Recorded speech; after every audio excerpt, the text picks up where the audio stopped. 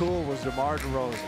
Fifth in the NBA in scoring, having what is one of the greatest seasons in the history of this organization. Ladies and gentlemen, the man to my right goes by the name of DeMar DeRozan. Welcome back to Cabbie Presents, sir. What?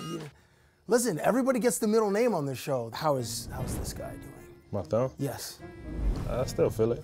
Health-wise? I mean, it's all right. It's okay? Yeah. Let me take you back a little bit before we move forward. On June 28th, 2010, you dropped this on the world. All right. What do you remember about this? I probably was on my mother's couch. Okay.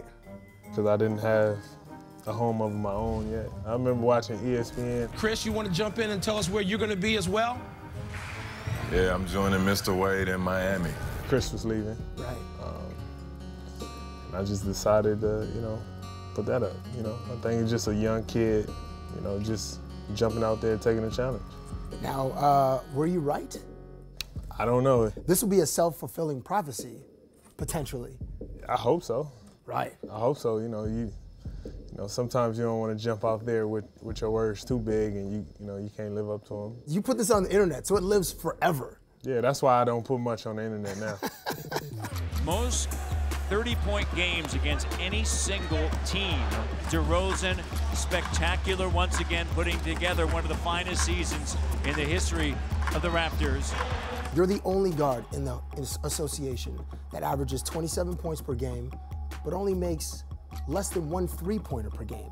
Why is the mid-range shot more comfortable for you than the 3-pointer, which everybody else is in love with? Let me see if I can come up with a great metaphor. It's like a bad kid, doing something continuously. Right. But you haven't stopped him from doing it. Right. He's going to continue to do it, Like me eating candies or chips. I mean, if that's your preference. But, I'm just metaphorically speaking with that. It's something that, you can't stop me or halt me from doing it, why I need to do what everybody else is doing, it's right for me. Another tweet I'd like to show you and discuss with you is this one. Speaking of your mid-range game, from B, what did this mean to you? It means a lot, man. Coming from, my all-time favorite player, a player I grew up watching, idolizing. It's definitely great when you see things like that, and it's gratifying, when guys, glorify the mid-range type of thing, so it's cool. From the Mamba to the critically endangered species list. According to the World Wildlife Federation, these are 3 of the animals that are on this specific list. The hawksbill turtle, the black rhino, and the Sumatran tiger. Oddly, there are no unicorns on this list, Demar. How will you specifically put a unicorn on that list? Giannis Antetokounmpo, man, this guy is scary. He's scary. He's even more of like a unicorn than you were. That unicorn lives in Milwaukee. We gotta call animal control, I guess. Antetokounmpo, beautiful footwork, and then able to finish with the hammer. Spin move, oh my, Antetokounmpo. One of the challenges for the Toronto Raptors is like cracking either the horn off of the unicorn or taking the horn and then stabbing the unicorn in the abdomen. You sound like a lot of animal cruelty going on. Right, well, can you say his last name? Antetokounmpo. A guy like Jonas, he's one of a kind, with his length, his athletic ability, his quickness, You got to use your teammates for help, try to get switches, but, still be aggressive with them and attack them. And the jumper is good. What a bucket by DeRozan as Antetokounmpo came over to help. Do the Raptors have any mythical creatures? Like, what's a bebe? As far as Lucas? Yeah.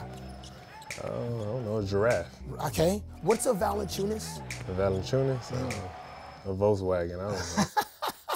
You're a process-oriented guy.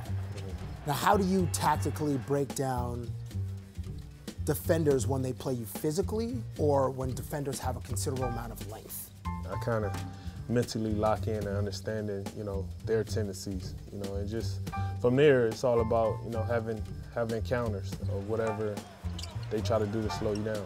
That's how I think. I'm more of a reactional type of person once I'm on the court. You gotta, if you stop one thing, you gotta worry about the next 3rd, 4th move after that. Whether you're aggressive, long, quick, whatever it may be. I kind of, adapt to, whoever I'm going against. Demar right to the rim, soaring through. The vicious slam dunk. DeRozan has been magnificent tonight. Earlier this season, we saw a new DeMar DeRozan celebratory face. DeRozan 4-3, jumper, good! To me, it was like a great chef just prepared like this great meal and then served them. DeRozan with 1.9 to go, knocks down the jumper. Now in the past, we've seen that Debo from Friday, I just stole your bicycle kind of face, like you're not gonna do anything about it. So which one will we see more of in the playoffs, sir?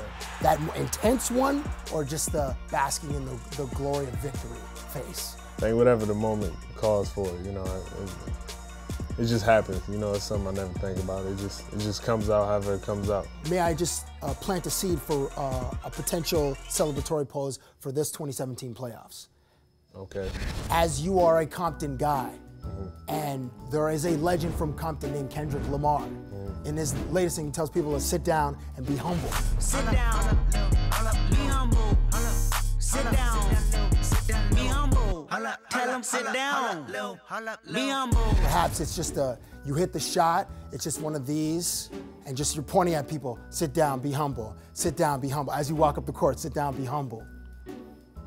No, I'm not. That'd be the dopest one though, Demar. I'm not gonna point at nobody. You might have to point at me to sit down and be humble because I might be like I probably wouldn't even care if you're in the building or not. Just to be honest. That's how we're gonna end this one. Just one of those. Sit down, be humble.